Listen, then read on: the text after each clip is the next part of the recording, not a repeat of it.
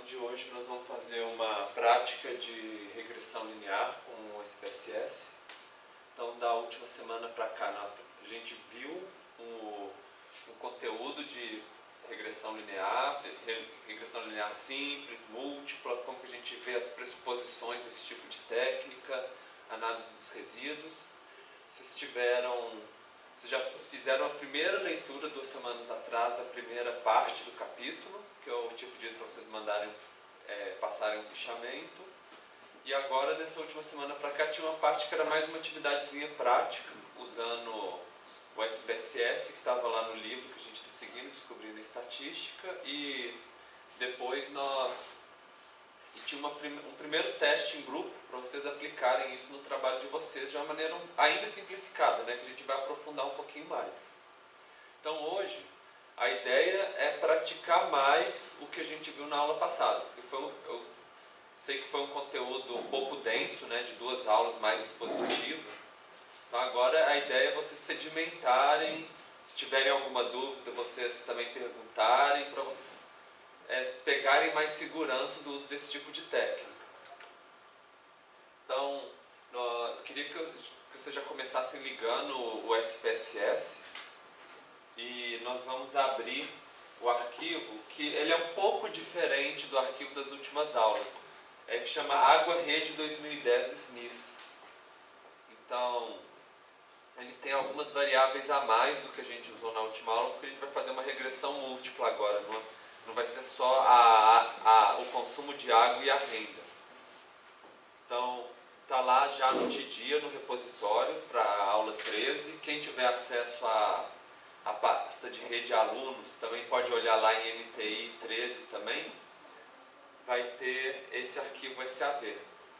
Enquanto vocês estão ligando, eu vou explicando para vocês que a gente já tem 2 variáveis que a gente já está usando desde o início do curso, né, que é a renda per capita e o consumo residencial per capita pelo total de habitantes, né? Quanto de água que é disponibilizado pelas empresas de abastecimento pelo total de pessoas no município. A renda per capita é do IBGE, do censo de 2010, e agora nós vamos usar uma outra variável que chama prop rede, né? No caso é a proporção da população do município que é abastecida pelo sistema de abastecimento de água. Já que aqui a gente está trabalhando com a população total, né, uma realidade dos municípios é que nem sempre toda a população é abastecida pelo sistema de água. Então, a gente já começou a pensar nessa relação de que quanto mais alta é a renda, mais alto é o consumo, e a gente pode pensar assim, qual que seria o efeito, né, dessa proporção da população que é atendida pelo abastecimento de água sobre o consumo de água per capita no município. Como se fosse uma variável auxiliar para ajudar na nossa predição, né? A primeira coisa que nós vamos fazer é fazer as correlações e os diagramas de dispersão com os nossos dados. Então, eu vou pedir para vocês irem lá nas análises, né, na parte de correlação, que vocês já estão acostumados a fazer, já fizeram algumas vezes, né? Para abrir a janela de correlação e nós vamos fazer uma matriz de correlação, ou seja, vamos colocar 3 variáveis e nós vamos ver a correlação entre todas elas ao mesmo tempo. Então, é só vocês abrir, né, vai lá no menu, abriu a tabela, vai no menu análises, correlação bivariada e coloca para cá o consumo 1, prop rede e renda PIT, né, renda per capita.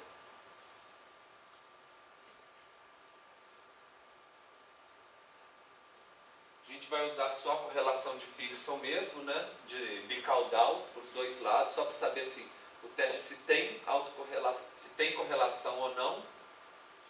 E vocês podem clicar em OK.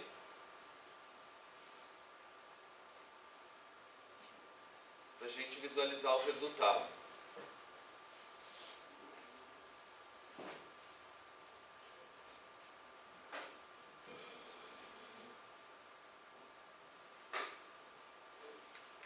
Deve ter, né, na saída do SPSS, saído o resultado para vocês. A gente tem uma matriz, ou seja, as 3 variáveis aqui e as mesmas 3 aqui. Quando ela com ela mesma, a correlação é 1, né? Porque é perfeito. assim que tem 4.417 casos com dados para gente. O de renda tem até muitas, né? Mas o dado de consumo de água não tem tantos municípios assim. E aí a gente vê, por exemplo, a correlação do consumo de água com a rede, a proporção de abastecimento de água, é 0,612, né? E com a renda per capita 0,601. Todos eles com significância 000 e 000, né? Como que vocês interpretam essas correlações? Gente, não precisa ter timidez não, a ideia é a gente interagir um pouquinho. Já era meio esperado, tem uma maior correlação entre consumo e esse próprio rede, né, proporção do que entre consumo e renda, por exemplo. Mas faz sentido, né, porque o consumo essencial de água é relacionado à proporção de domicílio servido por rede de água. Isso, então, a correlação é maior do que o consumo de água e a renda per capita. Então, a princípio, vocês acham que parece apontar que vale a pena usar essas variáveis, por exemplo, para fazer um modelo de regressão? Talvez não renda, porque é meio baixo, é 0,4, né, menos do que 0,5. Não deu 0,6 de vocês? Não, mas o próprio rede com renda. Tá. Bom, aí é a próxima parte da história, mas vamos começar com esses dois aqui em cima. Consumo é 0,6. Isso, com esses dois aqui. Parece, né? É positivo. O que significa esse 000? A significância é menor que 0,05, então você pode considerar que os dados não foram pegos ao acaso, mas, né? Isso, que existe a hipótese é que a gente confirma é que tem uma autocorrelação entre os dados. Se a gente pegasse outra amostra, também ia dar positivo, né? E no caso 0,000 é porque é menor do que 0,01. Não, menor do que 0,001, né? Então é mais que 99,9% de certeza, né? Para a gente afirmar isso. E a gente vê também nessa matriz que tem uma correlação entre a proporção de rede e a renda per capita. 0,418, né?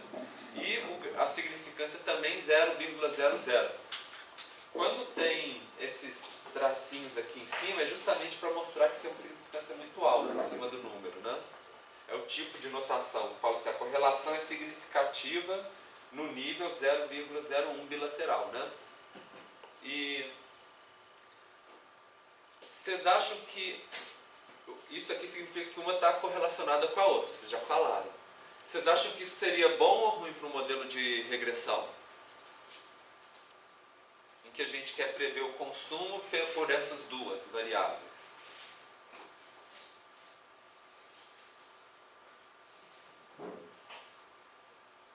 Então essa é a y, né? Essas duas são x1 e x2 no caso, por exemplo.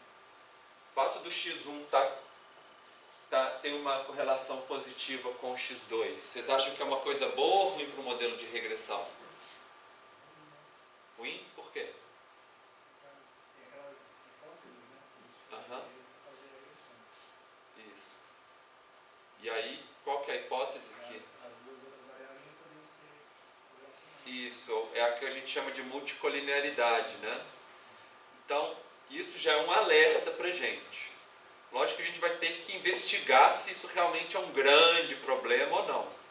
Mas quando a gente vê que as nossas variáveis preditoras estão correlacionadas entre si, a gente já pode ficar assim, um pouco alerta, porque pode dar algum problema, né?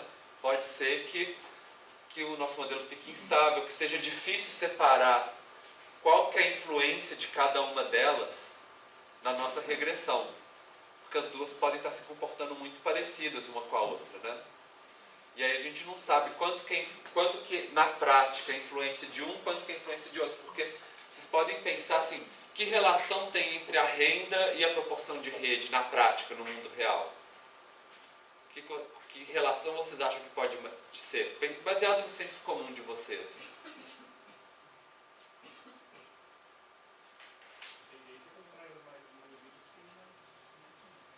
Isso, uma maior distribuição de água. Então é difícil a gente separar um do outro até assim, no dia a dia, né, com dados. Então, assim, será que um é por causa do outro, o outro é por causa do outro? É algo que anda junto, né? Por isso é que a gente vai ter que tomar um pouco de cuidado com o nosso modelo. Bom, aí só queria, como a gente vai trabalhar com análise de resíduos também, eu queria revisar um pouco esse quadro que a gente já viu na aula passada. Lembra do quarteto de Anscombe? Que a gente tem 4 conjuntos de dados, cada um com uma variável x e outra y, né? E aí com seus dados diferentes uns dos outros. Mas cada um dos grupos, todos eles têm a mesma média, mesma variância, média de x, mesma média de y, variância de y, a mesma correlação entre x e y e a mesma reta de regressão linear, né? Só que quando a gente faz o diagrama de dispersão e coloca a reta de regressão, eles são muito diferentes, né? O ideal que a gente viu era esse de cá, que seria os dados estão bem distribuídos de uma forma mais ou menos aleatória ao longo da reta, que é normalmente o que a gente espera. Nesse aqui, quais são os problemas que vocês podem detectar? Só para relembrar um pouquinho que nós vimos na aula passada. A relação aí não é linear, né? Exatamente. Não é linear, exatamente. Talvez a gente tivesse que transformar os dados, né? E pelo fato de não ser linear, qual outro pressuposto dos modelos de regressão que não está sendo atendido aí? Pensa comparando, né, com um modelo que talvez fosse o ideal, né?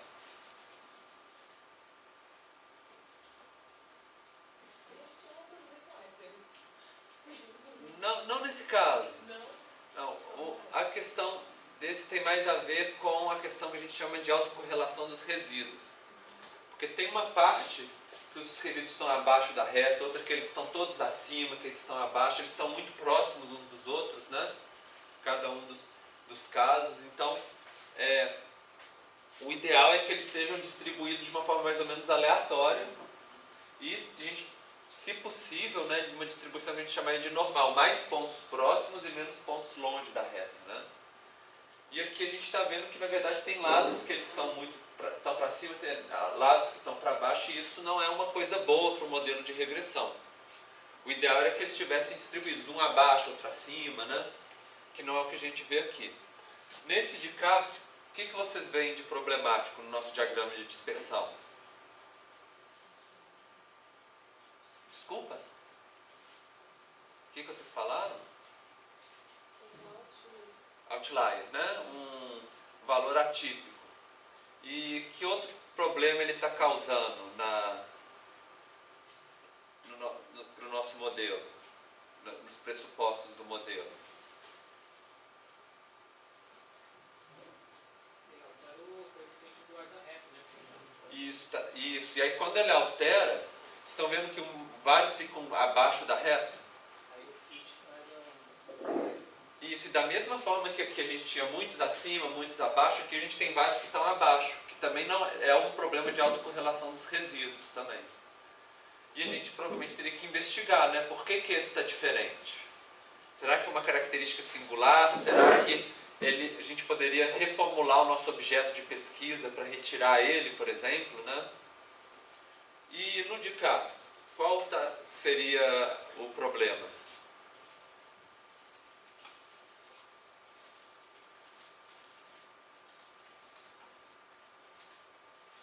Parece o tipo de dado, né? Como se eu estivesse trabalhando com uma espécie de dado categórico. Poderia ser por dado categórico, né? Porque tem vários com valor igual. Isso é uma dificuldade, a regressão comporta um pouco mais difícil em relação a isso. E o que mais? Pode ser que esse seja muito diferente dos demais, né? Por que será que ele é? Se a gente retirasse ele, ia virar uma reta vertical, né? Praticamente. E mais alguma outra pressuposição que não está sendo atendida aqui, gente? Sim, que agora sim entra a heterossedasticidade que você estava falando. Que na verdade a gente tem muitos concentrados num lado e poucos no outro, né? E mesmo a dispersão aqui é maior do que a dispersão aqui, que é só um no caso. Então a gente quer que fique distribuído de uma maneira mais igualitária ao longo da reta. mais homogênea, né? Que aí seria a homocedaticidade, quando é homogêneo. Então, era mais para a gente relembrar um pouquinho da aula passada, porque a gente vai aplicar isso agora, né?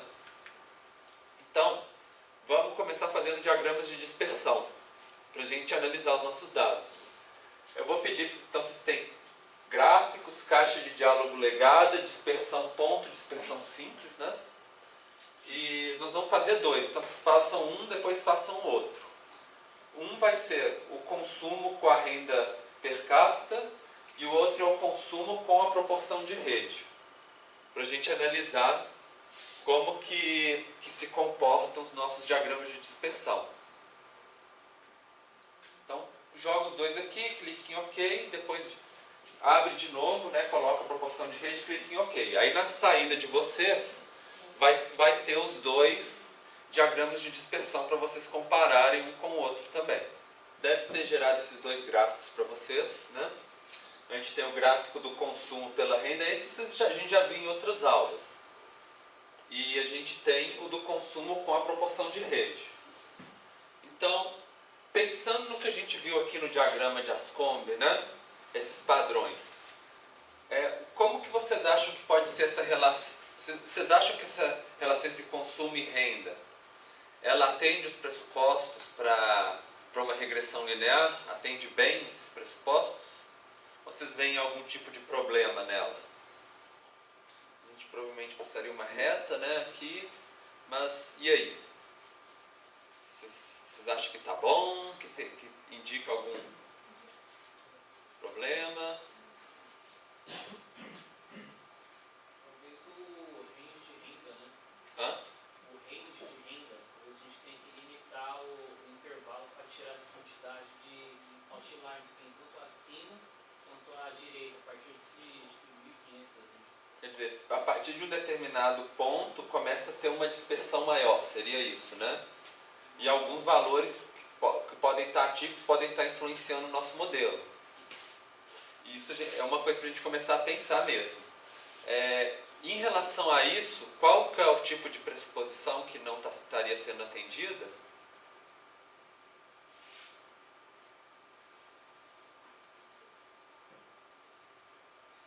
Você falou do aumento da dispersão a partir de um determinado nível. Qual que é o nome que a gente dá para isso?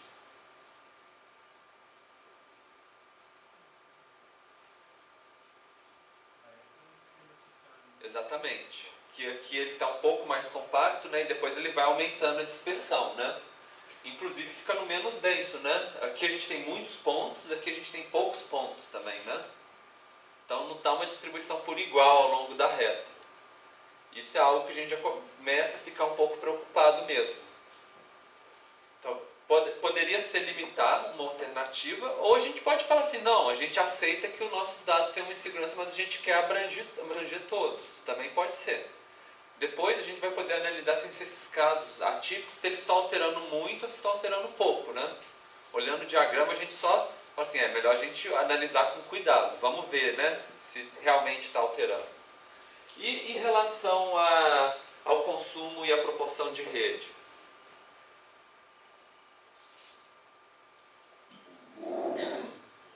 O que vocês acham? Está atendendo os pressupostos direitinho? Melhor do que o da renda ou não? Não? Por que não? Por que não? Começa a ficar mais disperso e mais favorito. Isso, aqui está curtinho, né? Apertadinho, de repente vai aumentando a dispersão. Verdade. Tanto aumenta a dispersão nesse bloco maior, quanto a gente também começa a ver mais valores atípicos também, né? Ao longo do tempo, que pode estar levando um pouco para cima. Tem muito ponto, é difícil a gente analisar o que está acontecendo aqui dentro. Mas a gente pode pensar nisso.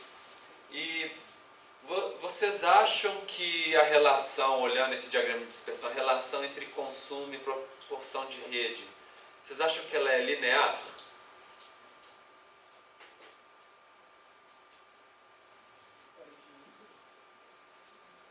Todo mundo concorda? Bom, é difícil porque tem muitos dados, né? Mas Mas olhando, eu fico um pouco na dúvida, tá? Porque às vezes parece que está fazendo uma curvinha aqui assim, ó. Porque, assim, é bom avaliar, né? É difícil a gente falar assim se é ou se não é, mas que a gente talvez possa ter uma relação não linear ali. É bom fazer uns testes a mais, pra gente ter certeza, né? Ter uma garantia. Então, por exemplo, vamos supor que a gente vê a gente pensa, olhando aqui, a gente vê quais são os tipos de transformação que geram cada tipo de curva nos gráficos. Então a gente vê essa daqui, ó. Quando a gente eleva ao quadrado ou faz o expoente, normalmente ele gera esse tipo de curva, né? Que a gente vê aqui. É importante vocês verem que a proporção de rede, ela vai entre 0 e 1, né? Então, se a gente aplica esse tipo de transformação, ele vai pegar isso e vai linearizar. Eu não vou entrar tanto em detalhe nessa parte da matemática, mas assim, se fosse para acima de 1, né, os dados fossem todos acima de 1, aí provavelmente faria o contrário, né? Porque se o dado é acima de 1 tem um comportamento, abaixo de 1 tem outro. Entre 0 e 1, né, tem outro. Mas a gente poderia testar, por exemplo, esse tipo de transformação, para a gente ver se vai linearizar melhor os nossos dados, se vai aumentar a correlação, né? Porque quanto mais linear ficar, mais vai ser a correlação entre uma variável e a outra. Porque a correlação, ela também tem essa suposição de linearidade também. Então, vamos fazer isso então. Vamos criar uma nova variável. Por exemplo, que é o expoente, né? Fazer essa fórmula de expoente da rede. Então, vocês vão em transformar, calcular, né, para calcular a nova variável. A gente vai criar uma nova coluna na nossa tabela de dados. E aí vocês vão escrever o nome da variável de resposta. E aqui a expressão, né, XP prop rede. Para fazer isso, vocês podem tanto digitar, quanto vocês podem ir aqui em todos ou em aritmética, né, e escolher aqui, vai abrir umas funções aqui, vocês darem 2 cliques nele para abrir aqui e depois vocês dão 2 cliques aqui, onde está o prop rede, para puxar para cá. Normalmente eu sempre prefiro isso, de clicar, porque evita que a gente digite errado, né? Então, vocês podem lembra de criar o nome e fazer. Quem já, depois que vocês fizerem e verificarem lá na tabela se criou a coluna, aí eu vou pedir para vocês fazerem de novo. Só que agora, o segundo eu vou pedir para vocês fazerem a rede elevado ao quadrado também, com outro nome, SQRede, que a gente chama de squared, né? Quando é raiz quadrada, a gente coloca SQRT, square root. Quando é só elevado a uma potência, a gente coloca só SQ, de squared, né? No caso em inglês. E aí, assim, colocar isso aqui como SQ, lembra que sempre tem que mudar a variável de resposta, quando faz de novo, né?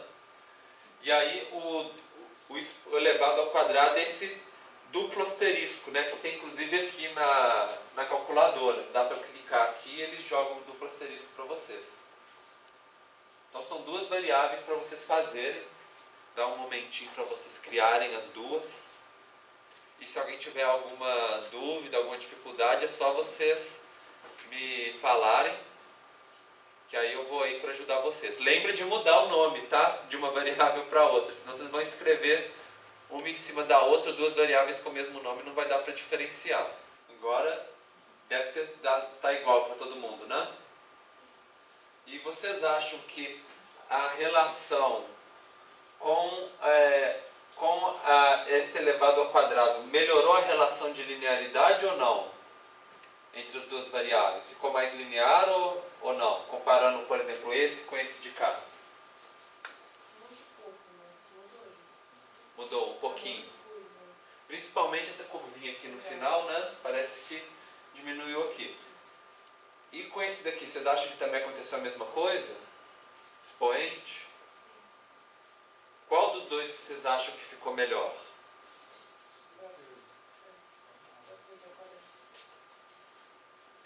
Eu tenderia tenderia a concordar com vocês, mas está bem difícil de ver, né? Porque, pelo fato de ter muitos pontos assim próximos, às vezes é difícil a gente analisar assim com certeza, né? Mas eu também tenderia a achar que era esse de cá. E eu acho que esse de cá assim, ficou um pouco menos heterocedástico também. Esse de cá ainda ficou, né, uma dispersão, mas as duas ainda têm dispersão, né? Talvez a gente diminuiu um pouquinho a dispersão relacionada ao primeiro nesses pontos maiores, mas ainda tem, né? Não resolveu muito esse problema dos outliers, dos valores atípicos, essa transformação não. Então vamos fazer agora, incluir na nossa matriz de correlação, essas duas variáveis transformadas que a gente fez. Para a gente incluir, ver assim, qual que aumentou a correlação ou diminuiu a correlação. Porque, por exemplo, para a gente fazer uma regressão, a gente quer o que tenha melhor correlação, né? A correlação mais forte, seja positiva ou negativa. Então, provavelmente quando vocês entrarem em correlacionar bivariado, vocês já vai ter os três que vocês selecionaram da outra vez. Agora a gente vai colocar mais duas, que é o de cá. E é o de Pearson, bicaudal, o teste estatístico, né? Tudo a mesma coisa que vocês fizeram antes. E aí vocês clicam em OK. Então, só acrescentou esses dois aqui. Então, a nossa matriz agora ficou maior. Ficou 5 aqui e 5 aqui, né? Vamos analisar a relação do consumo com essas variáveis, com as três variáveis, a original e as outras duas. Olhando, qual que vocês acham que ficou com a maior correlação?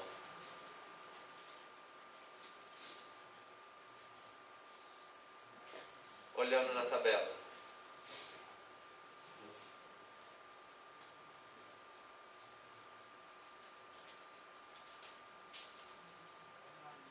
Ao quadrado, exatamente. Ficou 0,633, melhor do que o outro, né? Então, se a gente fizer uma regressão usando essa de cá, vai ficar, provavelmente vai explicar melhor a nossa variável dependente do que as outras duas. E a gente com isso também vai resolver aqueles outros problemas que a gente já tinha falado, né? Que não pode ser não linear, que quando é não linear pode criar uma autocorrelação dos resíduos, né? Então a gente vai melhorar o nosso modelo usando o quadrado. Vocês veem também a significância estatística manteve a mesma. Todas conseguiu passar no teste. Para 0,01 bilateral. Então, a princípio todas poderiam ser utilizadas, mas essa daqui parece que está melhor. É mais ou menos isso que a gente precisa fazer quando a gente está no processo de pesquisa, de modelagem. A gente faz os testes, e no caso aqui a gente fez dois, mas a gente poderia testar, por exemplo, raiz quadrada, logaritmo, inverter uma variável, né, um sobre a variável, dividido pela variável, e tentar ver qual delas tem uma melhor correlação. Então, a primeira vez que vocês começaram a transformar a variável no curso, vocês estavam transformando a nossa variável y para ver qual que fica com uma distribuição normal, né, melhor, que é um dos pré-requisitos. O outro, depois que a gente achou uma variável y com uma boa distribuição normal, o outro ponto é a gente começar a transformar as variáveis x, as dependentes, para ver qual que tem a melhor correlação com o nosso y. É isso que a gente está começando a fazer. Ver se tem relações não lineares, né? E se aumenta a correlação, porque às vezes assim, diminui o efeito de algum valor atípico, pode ser dependendo da transformação. Só que se a gente escolhe esse daqui, a gente tem que tomar cuidado, porque aí a nossa unidade de medida já não é mais a proporção, é a proporção ao quadrado. Então a gente tem que sempre lembrar isso na hora de analisar o modelo depois. Sempre que a gente faz uma transformação, pensar assim, isso não é mais a unidade original, é uma unidade transformada, né? Então, a princípio a gente escolheu então o consumo. Você pode baixar o dado no TDIA, né? e os slides de aula estão lá, tá bom? Tem o consumo de água, a renda per capita, e agora, em vez da proporção de rede, a gente pega a proporção de rede elevado ao quadrado. Então todo mundo usou o próprio rede, né, para fazer essa de cá, né? Ninguém está usando só aquela variável rede, não. Depois eu vou ter até que excluir ela para não causar esse tipo de confusão mais. Então esse é o y e duas variáveis preditoras. A partir disso, agora a gente vai fazer a nossa regressão linear. É engraçado que a gente elevou ao quadrado, mas continua sendo uma regressão linear, que eu tinha explicado para vocês. Porque a gente está fazendo a regressão linear com essa coluna, né? Com a coluna que a gente criou. Nós vamos usar um método que eu expliquei para vocês na aula passada, que chama método hierárquico. Método hierárquico que a gente define quais tipos de modelos de regressão a gente vai comparar um com o outro. Ele não é automático, né? Então, funciona. Primeiro, a gente vai analisar a regressão linear, né? Para a gente abrir a janelinha de regressão. E a gente vai jogar para cá o consumo e a primeira que a gente vai tentar a renda per capita, porque essa a gente já fez. A gente fez na terça-feira passada, não sei se vocês lembram. A gente já fez esse modelo, foi a nossa primeira prática de regressão no SPSS. A gente pegou esse aqui e na hora a gente tinha apertado OK, mas não aperta OK ainda não, tá, gente? Porque aqui, eu quero que vocês atentem que a gente tem blocos aqui. O bloco significa o seguinte, esse é o primeiro modelo que a gente quer testar. Se a gente clicar aqui em próximo, a gente pode falar, compare com um outro modelo. Compare com um modelo que usa outra variável, ou que use mais de uma variável. E aí a gente pode ver se um é melhor do que o outro. E, além disso, então a gente vai fazer um bloco 1, que é a renda per capita, apertar em próximo. Se vocês clicarem em próximo, vai aparecer bloco 2. O bloco 2 a gente vai colocar a renda e o quadrado da rede, da proporção de rede. Com isso a gente vai comparar esse modelo do bloco 1 com o modelo do bloco 2 e ver qual que é melhor, né? Qual que melhorou o nosso modelo. Além disso, eu queria que vocês atentem que tem aqui um Enter, né? Enter é justamente esse método hierárquico, que é esse que a gente define quais que a gente vai colocar. Coloca exatamente da maneira que a gente colocou aqui. Existem uns outros métodos, que é aqueles automáticos que eu tinha explicado para vocês na aula passada, que esse assim, por exemplo, se a gente colocasse stepwise, por exemplo, ou forward, por exemplo, forward, ele ia testar primeiro um modelo que tem maior correlação com y, depois ele ia acrescentar outro para comparar. O backward, ele ia colocar as duas e depois ia tirar aquela que tem menor correlação com y para ver se o modelo fica melhor. E assim por diante. Esses são métodos automáticos. Para o trabalho de vocês, provavelmente vocês não vão precisar usar esses métodos automáticos, porque vocês estão trabalhando com poucas variáveis, né? Então, só fazer esse método Enter e fazer um bloco para cada possibilidade de modelo já é suficiente para vocês. Vocês não vão precisar mexer muito aqui. Estou mostrando só para vocês verem onde que é. Se vocês tivessem 1000 variáveis, talvez valia a pena, né? Fazer um método automático para ir comparando várias e várias vezes, assim, né? Não precisar ficar fazendo 1000 blocos aqui, por exemplo. E agora vamos escolher a primeira vez que a gente fez na semana passada com a SPSS, a gente não modificou as opções, agora a gente vai modificar. Primeiro a gente vai colocar aqui em estatísticas. E aí vai abrir, né, para vocês.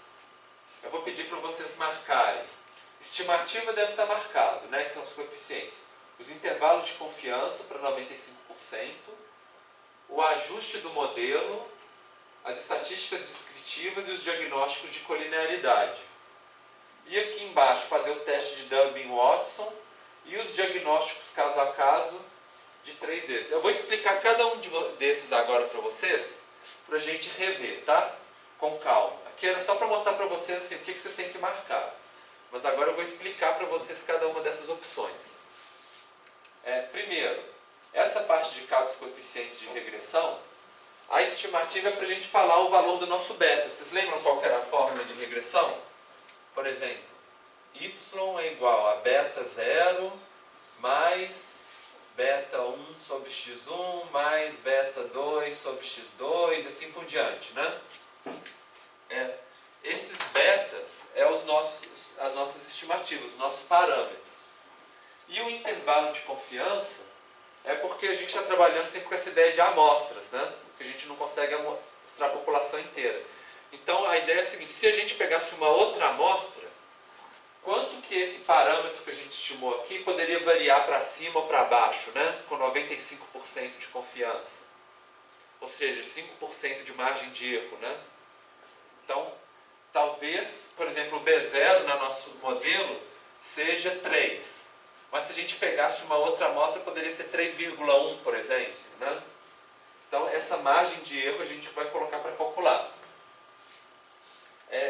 Aqui no lado de cá, o ajuste do modelo é o que a gente viu, a questão do R2, R quadrado, né, o coeficiente de determinação, quantos por cento que o nosso modelo consegue explicar. O nosso teste ANOVA também, né, o teste de significância. Será que a gente pode falar, aceitar a hipótese de que o nosso modelo é melhor do que a média, por exemplo, né, para inferir os dados? E o diagnóstico de colinearidade, que é para ver se as variáveis têm multicolinearidade entre si, se elas se comportam de maneira semelhante, principalmente as variáveis preditoras, né? Essas variáveis preditoras, a gente já viu que tem uma correlação entre elas, né? Se a gente for aqui, ó, mesmo quando a gente elevou ao quadrado, a gente tem aqui, ó, a renda per capita e o SQ rede, né? 4,0453, a correlação entre elas. Então, é importante a gente fazer esse teste para ver quanto que isso está afetando o nosso modelo. Se a gente realmente consegue distinguir entre essas duas variáveis. E aqui o teste de Dubbin-Watson, né? Que é para ver se os nossos erros são independentes, que era aquela situação que a gente tinha mostrado, né? Se eles estão distribuídos aleatoriamente ao longo da reta, às vezes para cima, às vezes para baixo, que não está acontecendo, né? Aquela situação que a gente tem uma reta e os pontinhos às vezes estão todos em cima, às vezes estão todos embaixo, né? Ele está testando para ver se isso não está acontecendo. E o diagnóstico por casos, que a gente vê os casos discrepantes, os atípicos podem estar influenciando muito o nosso modelo. E a gente coloca esse valor de corte aqui de 3 desvios padrões, que é o que normalmente se faz. A gente pensa assim, se está saindo da reta, por exemplo, tem um ponto aqui, né, bem fora da reta, e está mais do que 3 desvios padrões, provavelmente ele deve ser um caso atípico. E aí a gente pode investigar melhor esse dado. Outra opção para a gente colocar é a opção de gerar alguns gráficos. Então vamos gerar um gráfico dos nossos resíduos, para a gente analisar os nossos resíduos. A gente já viu análise de resíduo na última aula, né? Então a gente vai refazer para agora. Aqui tem esses Z-pred, sempre que tem um Z, gente, significa que é score Z, ou seja, o valor padronizado. E a gente tem aqui o valor ajustado, que primeiro falar do padronizado, né? O padronizado a gente vai fazer o seguinte, o predito, ou seja, qual que é a saída do nosso modelo, e o resíduo, né? Que seria o erro do nosso modelo. E a gente vai fazer um gráfico com os dois, com o que foi previsto e o que o nosso modelo errou. O X vai ser o predito e o Y vai ser o resíduo. Sempre o Z que é o padronizado. Padronizado é bom por causa daquilo que eu acabei de mostrar para vocês. Se tiver acima de 3, a gente vai ficar preocupado, né?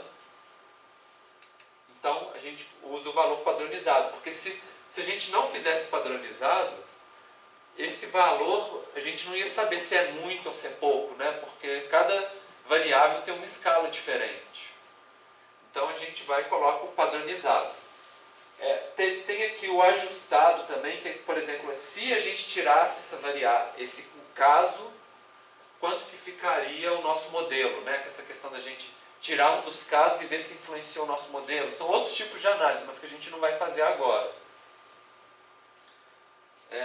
Por exemplo, se os dados de vocês, por exemplo, tivessem com menos do que 30 elementos, por exemplo, 30 casos, a gente poderia usar o estudentizado, em vez da distribuição normal, por exemplo. É uma opção que o SPSS dá. Como a gente tem mais de 4.000, a gente não precisa usar, né? Então a gente usa só o score-Z normal, que é a padronização, vocês lembram, né? É o x menos a média dividido pelo desvio padrão. E, bom, esse aqui eu já conversei. E a gente mandar criar também um histograma e o gráfico quantil-quantil. Esses dois a gente já aprendeu a fazer no início do curso. Só que agora a gente vai usar o histograma e o gráfico quantil-quantil para saber se os nossos resíduos estão com uma distribuição normal. Então a gente vai olhar o histograma e pensar, será que parece uma distribuição normal? Olhar aquele gráfico quantil-quantil para ver se será que dentro de uma linha, né? Vocês lembram o gráfico quantil-quantil? Ele tinha uma linha, né? E aí se os pontos caíssem todos em cima da linha, é porque eles parecem uma distribuição normal. Se eles não caírem, se começassem a desviar em algum ponto, aí é porque nesses pontos eles estão caindo fora de uma distribuição normal, né? E a gente coloca para produzir os gráficos parciais, que é o gráfico de uma variável com a outra. Porque a gente está trabalhando com várias variáveis, né? Então a gente coloca para a gente analisar tudo. E aí clique em continuar, depois que já colocou Z do resíduo, Z do predito e marcou as nossas opções. E a última coisa que nós vamos ver é a questão de salvar. Porque se a gente não marcasse aqui em salvar, os resultados iam ficar só naquela tela de saída do SPSS. Se a gente clicar aqui em salvar, a gente pode gravar na nossa tabela.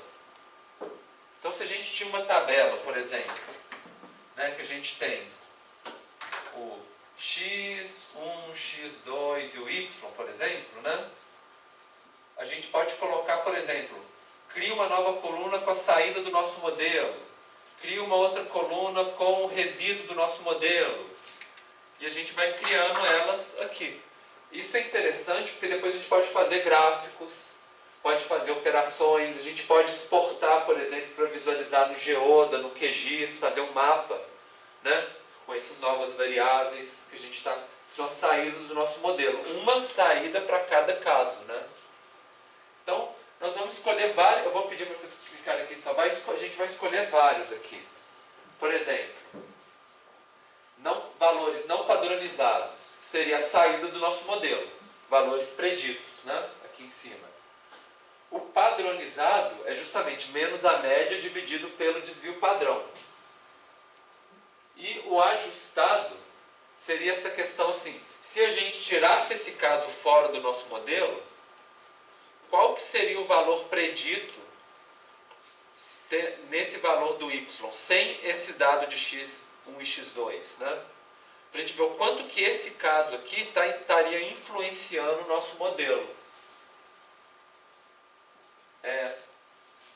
Em relação a distâncias, é aquele que eu já tinha explicado na aula passada para vocês, que é a distância de Cook, esses valores de alavancagem, que eu tinha chamado para vocês de valor de influência na aula passada, né? Esse de alavancagem. Não sei se na tela de vocês está alavancagem. Tá, né? Porque às vezes o pessoal traduz como um nome, traduz como outro, né? Mas é a mesma coisa. Que é justamente a ideia assim, de quanto que cada caso nosso está influenciando o modelo. Se ele influencia muito ou pouco. Então vai ter, para cada linha, vai ter um valor da distância de Cook e outro dos valores de alavancagem. Se for um valor alto, é porque está influenciando muito o nosso modelo. Se não, é porque está influenciando pouco. Aquele caso não está mudando muito a nossa reta, né? E os resíduos, a gente vai colocar os resíduos padronizados. Se a gente quisesse, a gente podia colocar o não padronizado também, que é o erro, né? No fundo, o valor não padronizado menos o ajustado vai dar o não padronizado, que é o erro, né? O valor predito menos o resíduo, menos o valor ajustado vai dar o resíduo. Era o resíduo total. A gente coloca o padronizado para a gente fazer aqueles casos. Quais que estão acima de 3, né? A gente pode colocar aqui também as estatísticas de influência, que é um pouco essa ideia, assim, se a gente tirar esse caso fora do nosso modelo, quanto que mudaria, por exemplo, nos betas, né? Quanto que mudaria no beta 0, no beta 1, no beta 2, para a gente ver o quanto que está mudando. E o defeat padronizado, que é justamente se a gente tirar, por exemplo, esse caso, quanto que ele vai mudar na subtração do estimado pelo observado, né? Que é justamente esse efeito na predição do nosso modelo. Então, são essas opções que a gente vai trabalhar. Quando a gente escolhe essas opções, o SPSS cria umas colunas com os nomes meio padronizados. Se a gente não souber, a gente fica meio perdido. Então, eu estou colocando aqui para vocês a chave, né, para vocês entenderem assim. A variável que aqui em cima, no título, tiver pré-1, é o valor previsto não padronizado. ZPR é o valor previsto padronizado, né? O ADJ é o ajustado. O resíduo é o ZR padronizado, ZRE. O resíduo não padronizado, RS. E assim por diante. Tem a distância de Cook, o leverage, que é o valor de alavancagem, de influência, né? O beta 0, o beta 1, que seria quanto que muda, né? Nesses parâmetros a gente tira o caso. Então, são vários, vocês não precisam decorar cada um deles. O que vocês vão fazer na hora de fazer o trabalho de vocês, e essa tabela também tem lá no livro, Descobrindo a Estatística, né? Mas vocês podem pegar os slides de aula e olhar para vocês saberem o que significa cada uma das colunas que vocês gravaram. E agora nós vamos interpretar. Então vocês já marcaram tudo, todas as opções, né, desde da estatística, o gráfico e o que vai gravar no modelo. E aí vocês já colocaram os 2 blocos aqui, né? E a gente clica em OK. Para nós começarmos a interpretar os nossos dados. Então vamos começar. Todo mundo gerou o modelo direitinho? Então observem que vai ter uma parte inicial de estatística descritiva. Vai mostrar cada uma das variáveis, qual que é a média, o desvio padrão, quantidade de casos que foram utilizados, né? Vai ter a nossa matriz de correlação, que a gente já analisou antes, né? Como que a correlação, né? Que ela é positiva com as duas, mas que também é entre as duas variáveis preditoras, 0,436, né? Todos deram significativos, isso tudo a gente já viu até o momento. A gente só está repetindo o dado.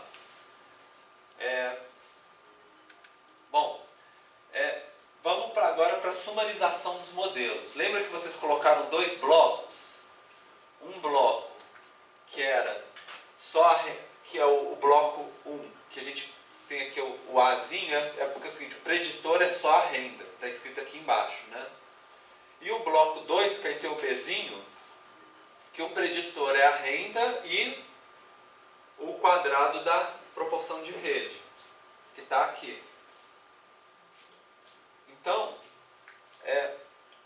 olhando, por exemplo, os 2 R's aqui, qual modelo que vocês acham que a saída, no caso esse aqui, que a saída do modelo tem uma maior correlação com a variável, com os dados observados? Oi? O 2, né? E isso, se a gente elevar esses valores ao quadrado, a gente chega no de cá. Então, o que significa esse valor 0,53 aqui no coeficiente de determinação, o R ao quadrado?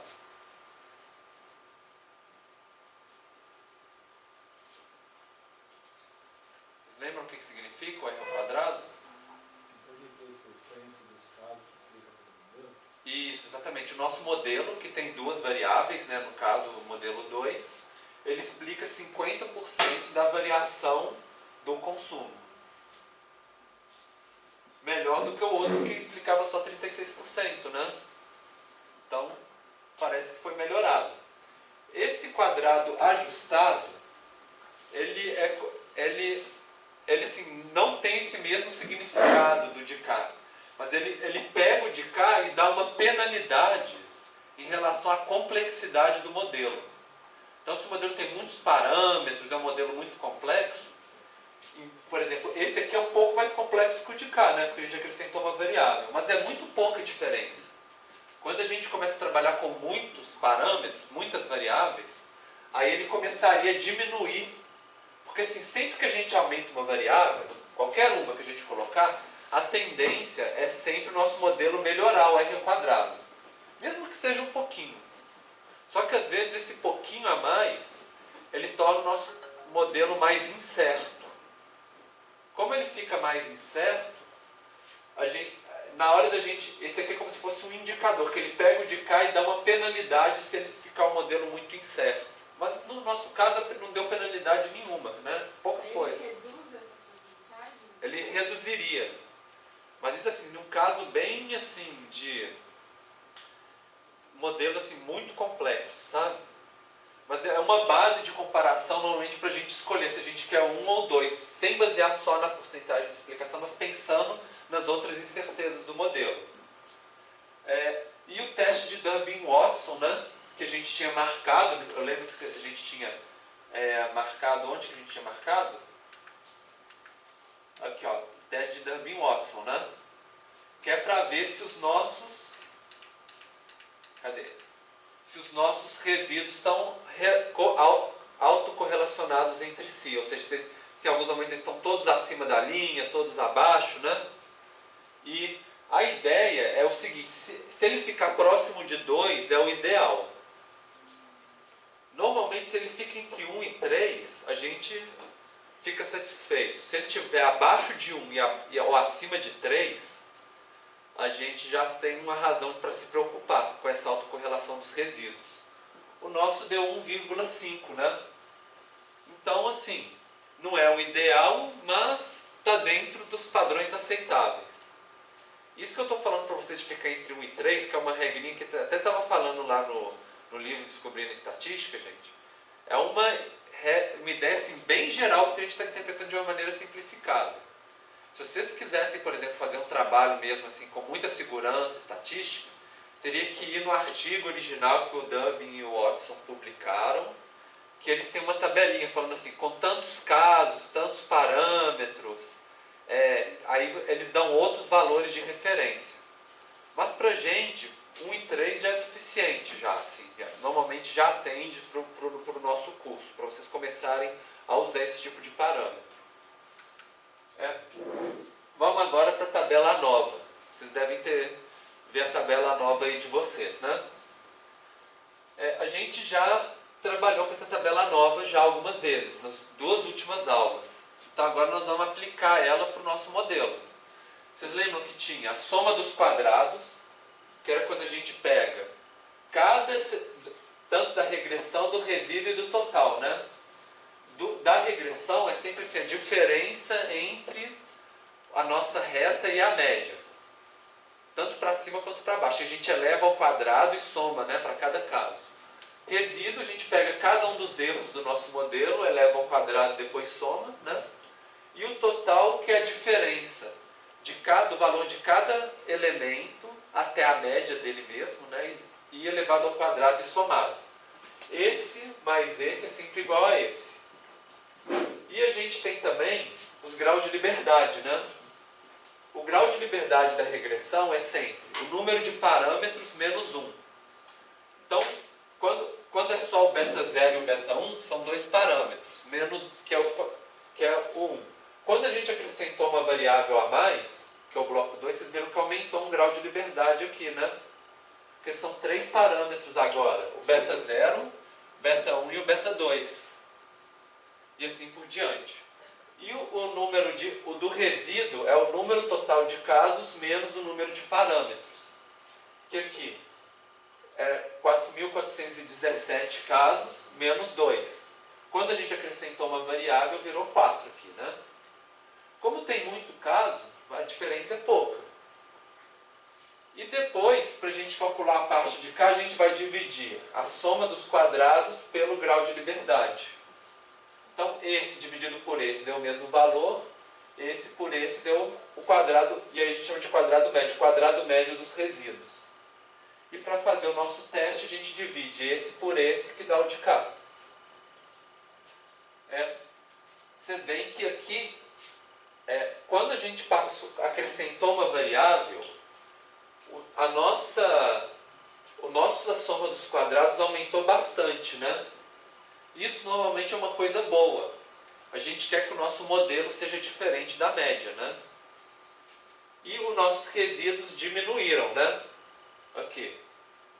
Era 761 mil, ficou 559 mil. Que a princípio também é uma coisa boa. A gente quer que os nossos resíduos diminuam, né? Para o nosso modelo ficar melhor. Só que as nossas penalidades têm um balanceamento aqui. Olha só. O grau de liberdade aumentou. Quer dizer, o nosso modelo ficou mais incerto, porque ele tem mais parâmetros. E aqui também diminuiu um pouquinho também, né? Quando a gente divide, aí a gente vê que faz uma diferença. A gente dividir por 1 ou dividir por 2, né? Da mesma coisa aqui não mudou tanta coisa, mas mudou um pouquinho também, porque dividiu por 4.415 e 4.414. E na hora que a gente divide esse por esse e esse por esse, olha só o que deu o valor F. Deu um valor muito alto, né? Porque então dá uma certeza muito grande para a gente, mas muito semelhante também, né? Isso aqui é engraçado, assim. Todos os valores aqui estavam bem diferentes, na hora que chegou no F deu muito semelhante. E esse aqui deu um pouquinho maior, vocês viram? Então esse aqui é um pouquinho até mais seguro do que o de cima. Mesmo a gente acrescentando uma variável, ela melhorou o nosso modelo, deu mais certeza para o nosso modelo do que o outro, do que o nosso modelo só com a renda. E os dois foram estatisticamente significativos. Então, já é uma indicaçãozinha de que esse aqui também é melhor. A gente já viu, o R quadrado melhorou, o coeficiente de determinação melhorou, a estatística F melhorou. Então, tudo está indicando que esse nosso segundo modelo é melhor, até o momento, né? Agora vamos para a tabela de coeficientes. Novamente, nós temos os dois blocos, né?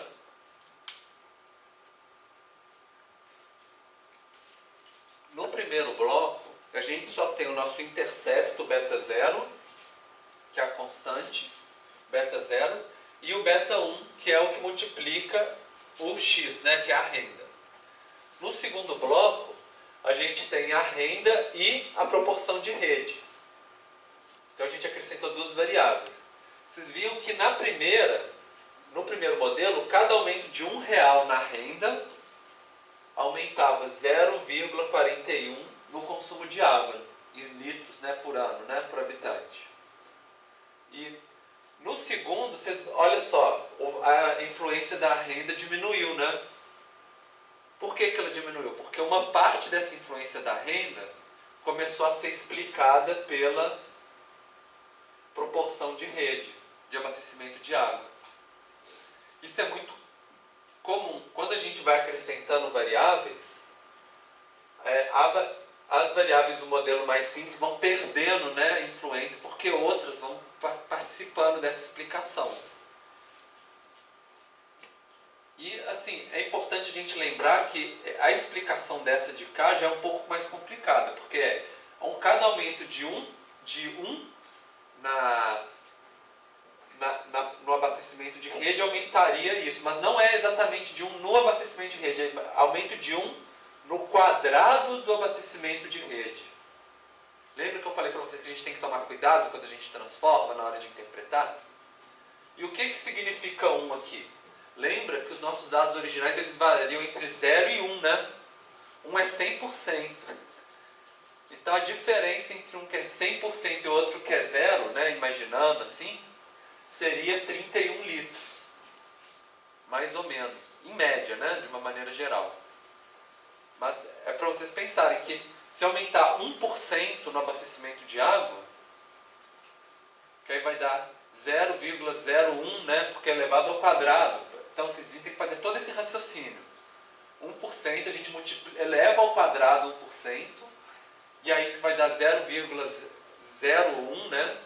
E aí a gente coloca 0,01, então vai 1, 2, 3, vai dar 0,03 litros cúbicos por ano. A gente tem que fazer toda essa transformação na nossa cabeça para a gente conseguir entender o quanto que na unidade original vai causar no consumo de água. É mais complexo, né, para a gente fazer esse caminho todo de pensamento. E aqui a gente tem o erro padrão.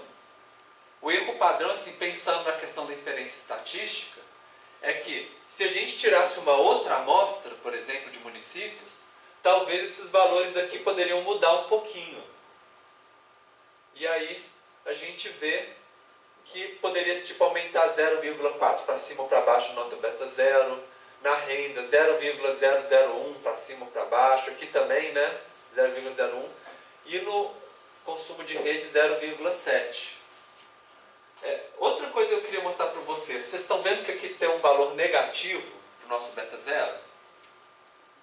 Vocês acham que é possível uma pessoa beber água negativa? Não dá, né? Mas o que eu tinha explicado para vocês, modelo de regressão, primeiro, ninguém vai ter renda zero, né, em uma cidade onde ninguém consome água. Então, assim, esse beta 0 nunca vai chegar aqui no negativo, né? Que seria se os outros dois fossem zero. Mas a gente nunca... O nosso modelo a gente tem que deixar ele livre. A nossa reta ela pode ir para o infinito tanto para baixo quanto para cima, né? A gente não pode limitar ela na hora de construir o modelo. Mas a gente precisa ter bom senso na hora da gente interpretar. Se a gente, por acaso, o nosso modelo deu um valor negativo para algum município, a gente tem que saber que é uma limitação do nosso modelo, que algum valor pode dar negativo, né? Aqui a gente tem o teste de significância, que a hipótese nula é o seguinte: será que a gente poderia excluir esse parâmetro do nosso modelo, por exemplo? E todos eles deu significância zero aqui, né? Significa, todos eles, a gente abraça a hipótese, rejeita a hipótese nula de que a gente pode descartar e aceita a hipótese de que é melhor a gente ter esses parâmetros. Às vezes acontece, por exemplo, a gente tem várias variáveis num bloco e alguma delas não consegue passar no teste.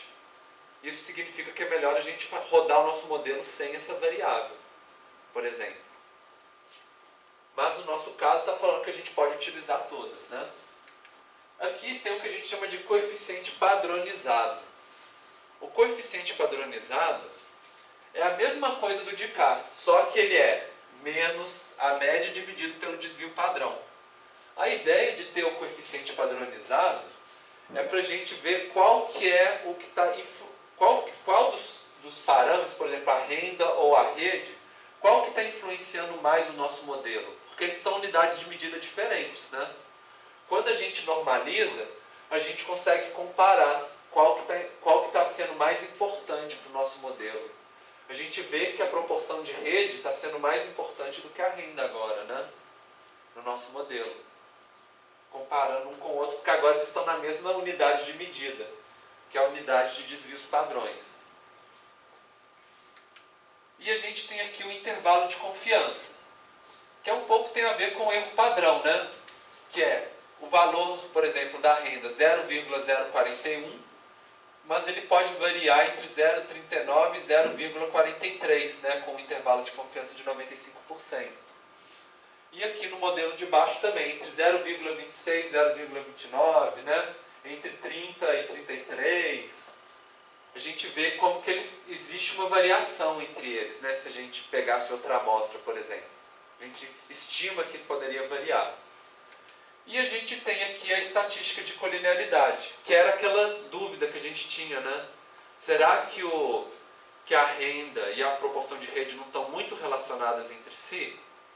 E aí tem esse valor de infância,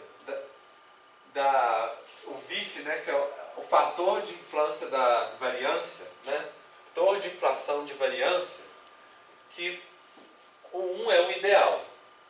Se ele tiver acima de, mais ou menos assim, se ele tiver acima de 10, a gente pode começar a ficar preocupado. Mas a gente vê que ele ficou 1,2 aqui embaixo, né, para cada uma das variáveis. Está o mesmo valor porque só tem uma relação entre uma e outra. Se tivesse várias variáveis aqui, aí teriam valores diferentes. Mas 1,2 não está muito longe de 10, está muito mais próximo de 1, né? Então isso significa que a gente não precisa se preocupar tanto com a multicolinealidade no nosso modelo. Ele conseguiu definir bem o papel de cada variável no nosso modelo. A tolerância é uma outra maneira de enxergar esse mesmo número. Eles são calculados da mesma maneira. Só que você pega tolerância é o inverso do VIF. Então você pega esse valor aqui, pega 1 dividido por esse valor, você chegou no de cá. A ideia da tolerância é que quanto mais próximo de 1, melhor. Se ela ficar abaixo de 0,2, aí a gente fica preocupado. Seria mais ou menos essa ideia que os autores colocam.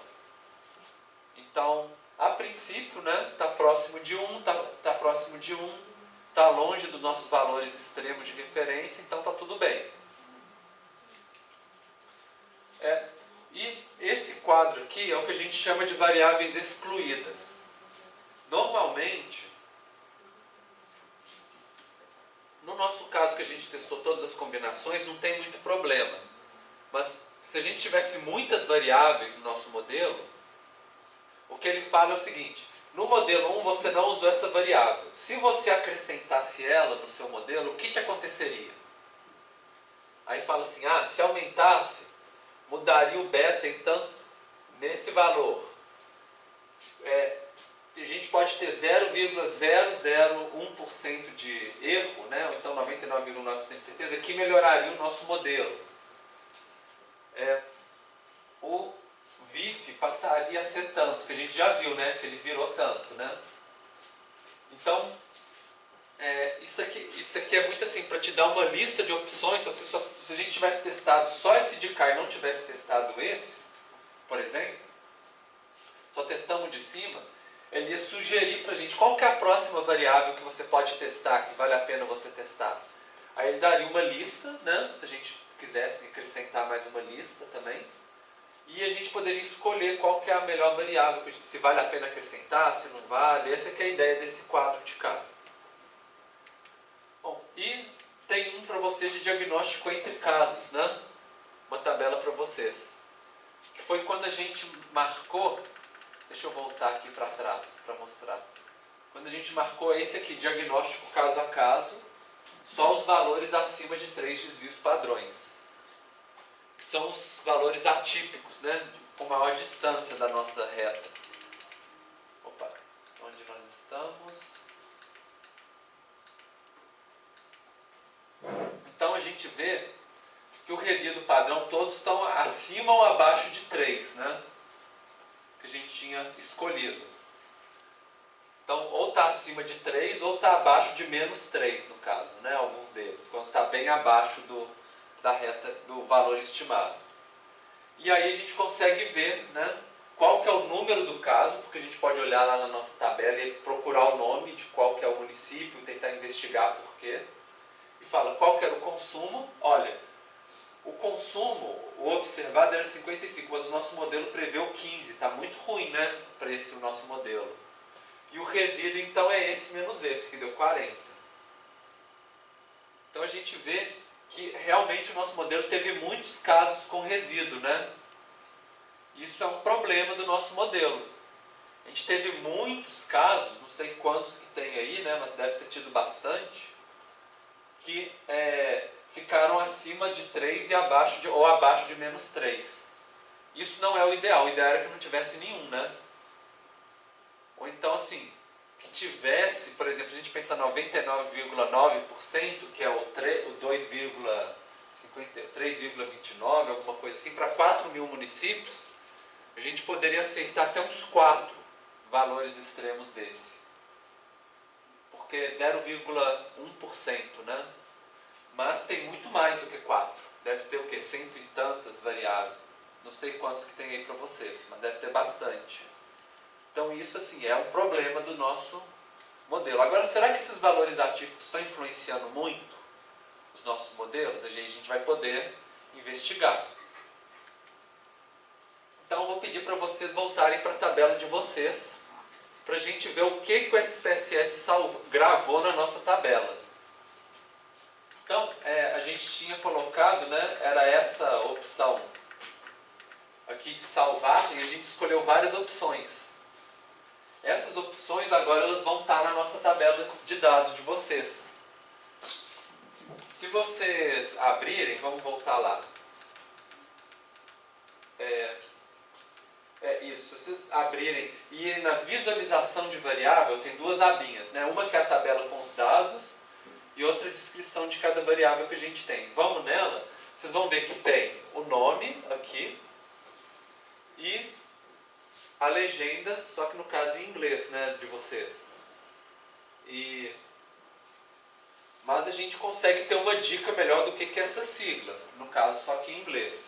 Se vocês quiserem em português, aí é só vocês olharem na chavinha de interpretação que eu tinha mostrado para vocês aqui, né?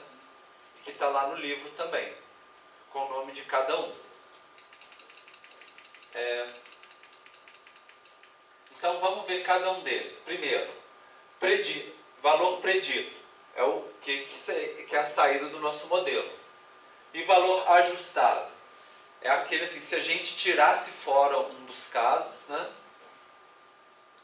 Aquele caso naquela linha, quanto que seria a predição do modelo naquele lugar, né? Depois, a gente tem os valores preditos e os resíduos padronizados, que é para a gente ver se o resíduo, por exemplo, se ao longo, fazer aquele gráfico de análise de resíduo, tem homocedasticidade, não tem, está autocorrelacionado entre si, né? Então, é sempre menos a média dividido pelo desvio padrão do que foi predito e do que foi o erro do nosso modelo. A distância de Cook, que é para a gente saber se cada caso está influenciando muito o nosso modelo ou não, né? E a ideia é que ele não seja maior do que 1, o valor para cada uma das linhas. Se tiver algum caso que tem valor maior do que 1, normalmente a gente tem que ficar preocupado, né? Então vamos começar olhando. Vamos sair daqui, vir na visualização dos dados, e a gente vê que tem o COO, né? Procurem onde tem o CO, clica com o botão direito aqui em cima e manda ordenar por ordem descendente, ou seja, do maior para o menor, para a gente começar, para a gente analisar assim, qual que está tendo mais influência, né? Então, assim, clica aqui, vai ordem descendente, né, do maior para o menor, e vocês conseguiram ver se tem algum maior do que 1? Tem? Engraçado, no meu não era para ter não. Deixa eu ver aqui no seu.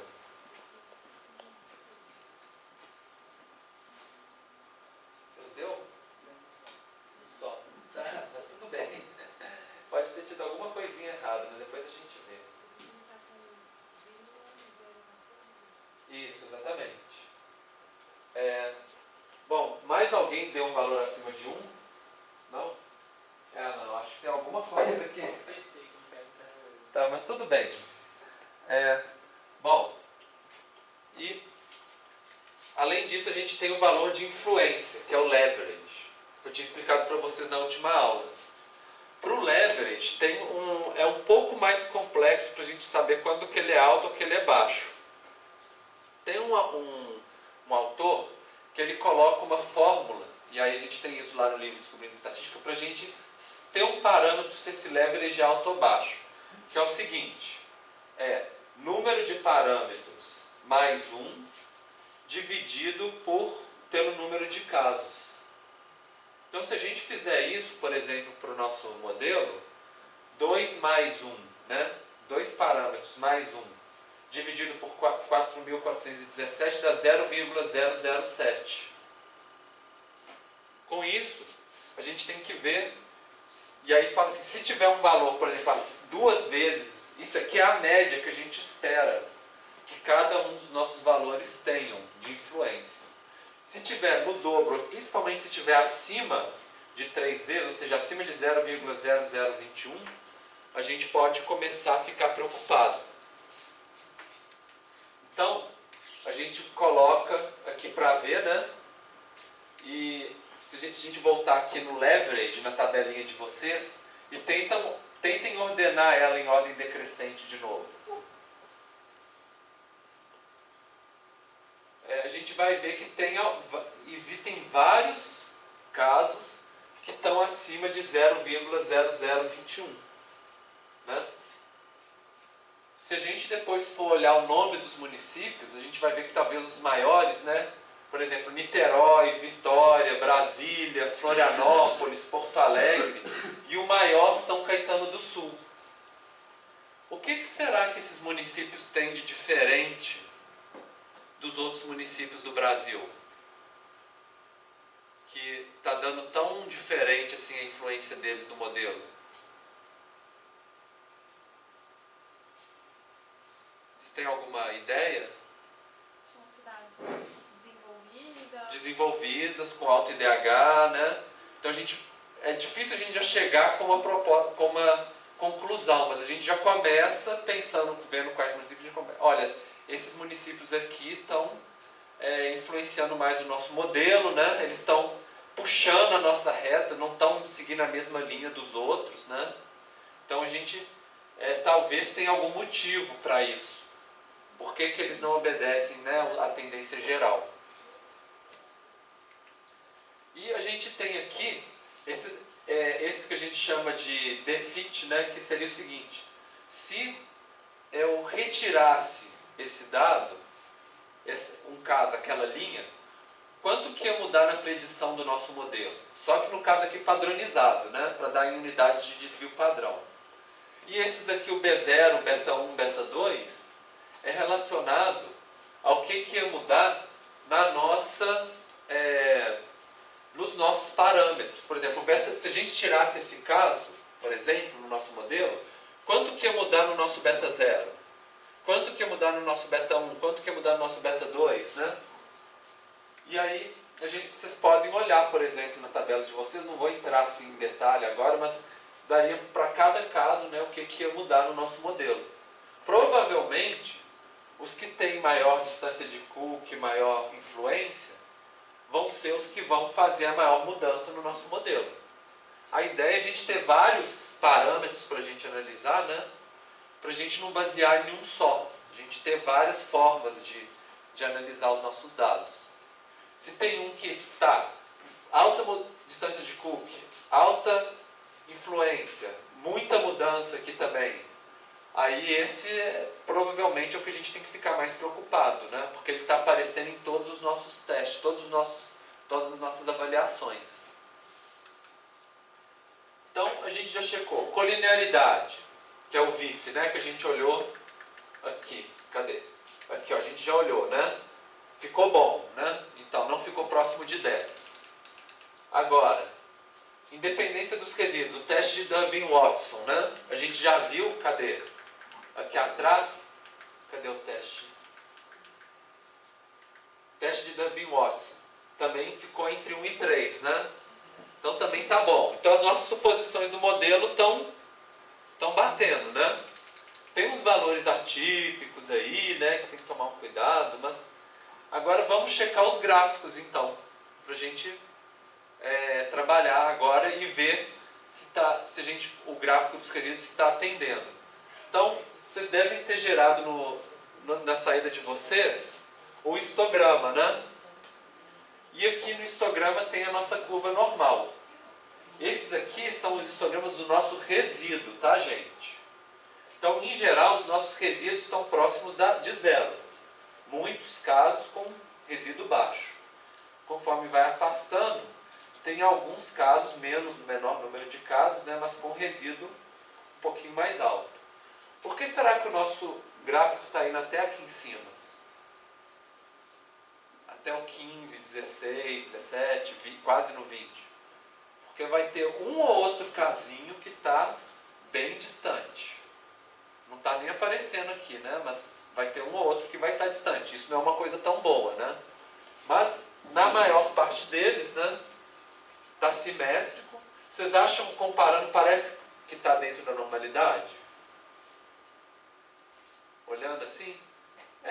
Pelo menos está simétrico, né? Mas aqui, assim, eles estão um pouquinho acima. Então, a gente poderia falar que está um pouco leptocúrtico, né? Lembrando dos termos que a gente aprendeu no início do curso.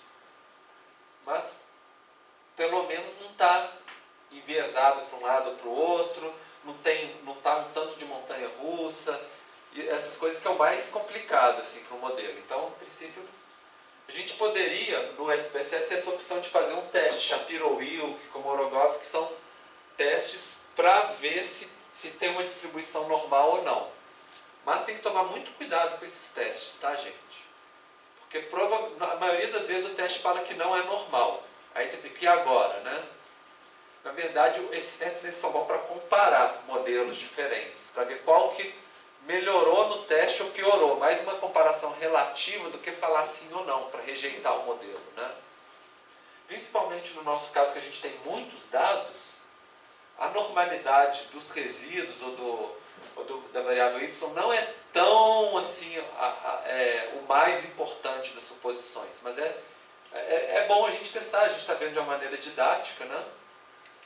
Agora, esse é o nosso gráfico QQ, né? Quartil-quartil. Que se os nossos valores estivessem todos em cima da linha, seria uma distribuição normal perfeita. A gente viu aqui que não está, né? Tem uns que estão acima, outros que estão abaixo. Que é um pouco um reflexo do histograma. Olha, aqui todos estão acima, tá vendo? Aqui tem abaixo, né? Também devia estar um pouquinho mais alto aqui. Essa diferença entre o histograma e a média é o que aparece aqui. Que está acima ou está abaixo, né? Então, a princípio assim, parece que está seguindo mais ou menos uma linha normal, mas tem umas diferençazinhas, né? Só para vocês verem como referência, né?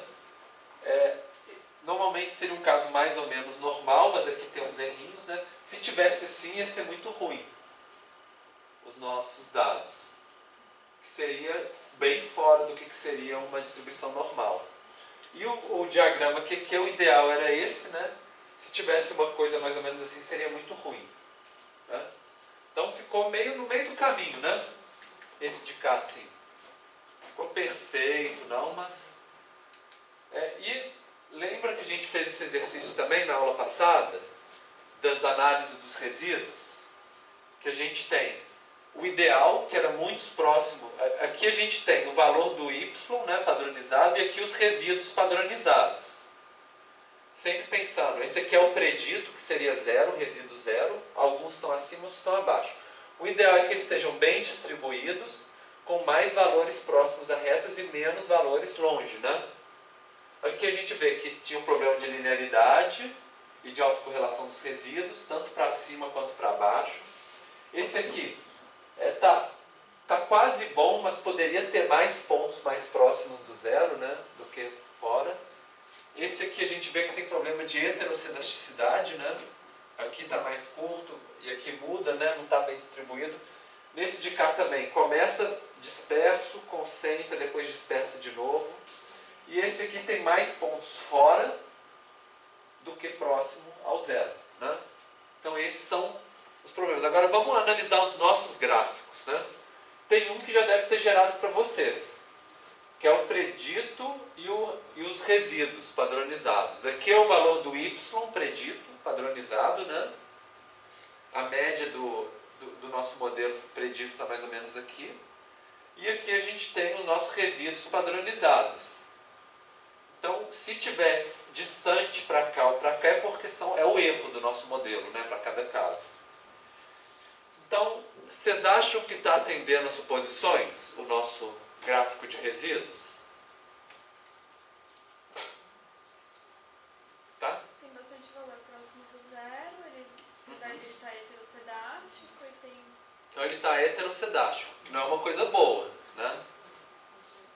Porque começa aqui e vai aumentando a dispersão, né? Então isso já não é algo tão legal.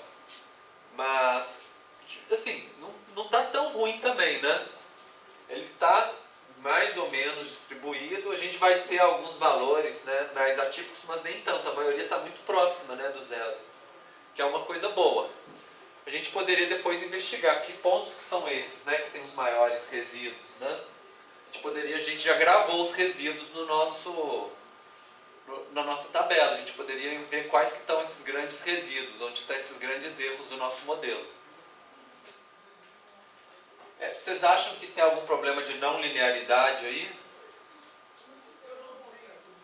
Tem? Por quê? Por ele automaticamente ser heterocedástico, eu não posso inferir isso? Normalmente não. O não linearidade seria se ele fizesse uns Szinhos, assim, umas curvas. A princípio parece que não tem, né? A gente corrigiu quando a gente elevou a proporção de abastecimento de água ao quadrado, a gente corrigiu os problemas de linearidade. Se a gente não tivesse elevado ao quadrado, né, talvez a gente tivesse aqui um problema de linearidade, mas que a gente conseguiu resolver. Então ficou um pouco melhor. Bom, então, né, a gente viu essa heterocedaticidade, que era o problema, não linearidade. Esse aqui é interessante que vocês olharem que eles têm tanto a heterocedaticidade, que é espaçado, depois é junto, quando tem a linearidade junto, né?